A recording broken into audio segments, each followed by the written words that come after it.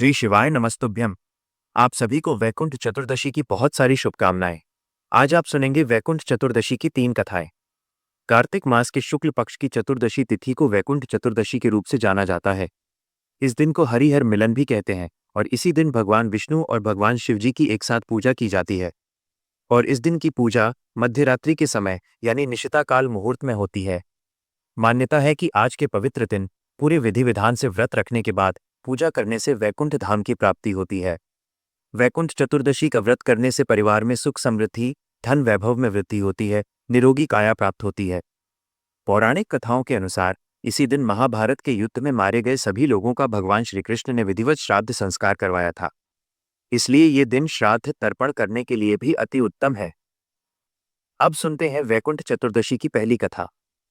एक बार भगवान श्री हरि विष्णु भोलेनाथ का पूजन करने के लिए काशी गए।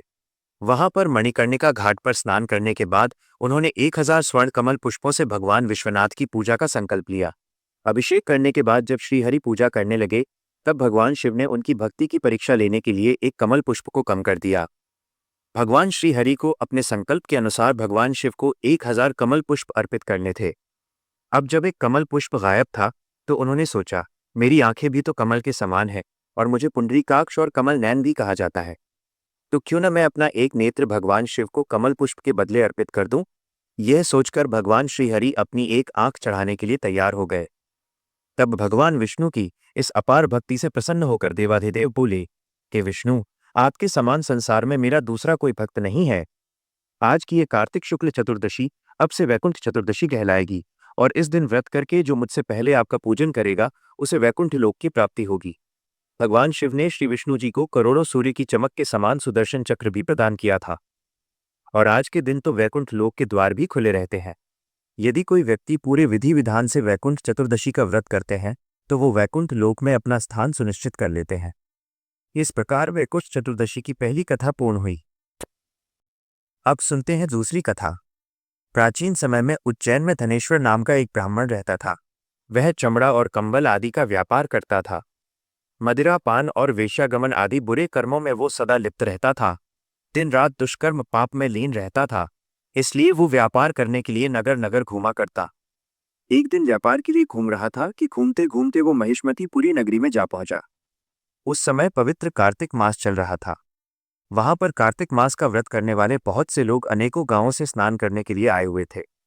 धनेश्वर ने उन सभी को देखा और अपना सामान बेचता हुआ वो भी 1 मास तक वहीं रहा। वो प्रतिदिन वैष्णवों के मुख से भगवान श्री हरि के नामों का कीर्तन सुनता और उनसे वार्तालाप किया करता था। वह कार्तिक मास के व्रत की उद्यापन विधि और जागरण भी देखता रहा कि कैसे व्रती ब्राह्मणों और गायों को भोजन करा रहे हैं, उनको दान दक्षिणा आदि भी दे रहे हैं। उसने भगवान शंकर और भगवान विष्णु की प्रसन्नता के लिए जलते हुए दीपक भी देखे। इस प्रकार नर्मदा नदी के तट पर रहते हुए धनेश्वर ब्राह्मण को पूरा 1 माह बीत गया। तब एक दिन अचानक ही एक काले विषैले सांप ने उसे डस लिया, जिससे व्याकुल होकर वो अचेत होकर पृथ्वी पर गिर पड़ा। उसकी ये दशा देखकर वहां के दयालु भक्तों ने उसको चारों ओर से घेर लिया और उसके मुख में तुलसी दल मिश्रित जल के छींटे देने लगे। जब धनेश्वर के प्राण निकल गए तब यमदूतों ने आकर उसे बांध लिया और कोड़े बरसाते हुए उसे यमपुरी में ले गए। तब यमराज जी ने अपने सेनापतियों को आदेश दिया कि धनेश्वर को कुंभीपाक नरक में डाल दो। परंतु जैसे ही सेनापतियों ने धनेश्वर को कुंभीपाक नरक में ले जाकर गर्म तेल के कड़ाही में डालना चाहा तो वो कुंड शीतल हो गया, ठंडा हो गया। ये देखकर सभी यमदूत हैरान रह गए। ठीक उसी समय देवर्षि नारद वहां पहुंचे और उन्होंने यमराज जी से कहा, हे सूर्यनंदन, ये ब्राह्मण नरकों का उपभोग करने योग्य नहीं है। जो मनुष्य पुण्य कर्म करने वाले लोगों का दर्शन, स्पर्श या फिर उनके साथ वार्तालाप करते हैं वह उनके पुण्य का छोटा सा अंश प्राप्त कर लेते हैं। और यह ब्राह्मण तो 1 मास तक श्री हरि भगवान के कार्तिक मास के व्रत का अनुष्ठान करने वाले संख्य मनुष्यों के संपर्क में रहा है, इसलिए यह उन सबके पुण्य का भागी हुआ है। इसलिए अब से यह यक्ष की योनि में रहेगा। तब यमराज जी ने धनेश्वर को सभी नरक दिखाने की आज्ञा दी और उसके पश्चात उसे यक्ष लोक में भेज दिया गया। वहां जाकर धनेश्वर को यक्ष लोक का राजा बना दिया और वही धनेश्वर कुबेर का अनुचर घनश्याम बनकर प्रसिद्ध हुआ। हे प्रभु, जैसे आपने धनेश्वर को सभी पापों से मुक्त किया, उसी प्रकार इस कथा को कहने, सुनने या फिर हुंकारा भरने वाले सभी भक्तों पर कृपा करना। इस प्रकार वैकुंठ चतुर्दशी की दूसरी कथा पूर्ण हुई। आइए श्रोताओं, अब सुनते हैं तीसरी कथा। एक बार देवर्षि नारद जी पृथ्वी लोक से घूमकर वैकुंठ लोक में गए। भगवान विष्णु ने उन्हें आदरपूर्वक बिठाया और प्रसन्न होकर उनके आने का कारण पूछा। तब नारद जी बोले, हे प्रभु, आप तो अंतर्यामी हैं, आप तो सब कुछ जानते हैं। आपने अपना नाम कृपा निधान रखा है।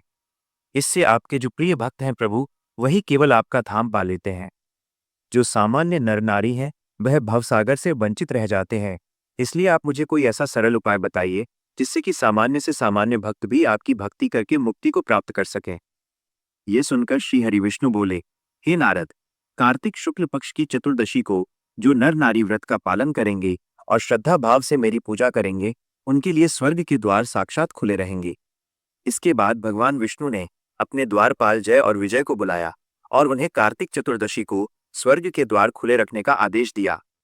साथ ही भगवान ने ये भी कहा कि इस दिन जो भी भक्त मेरा नाम लेकर पूजन करेंगे, वो वैकुंठ धाम को प्राप्त करेंगे। इस प्रकार वैकुंठ चतुर्दशी की तीसरी कथा पूर्ण हुई।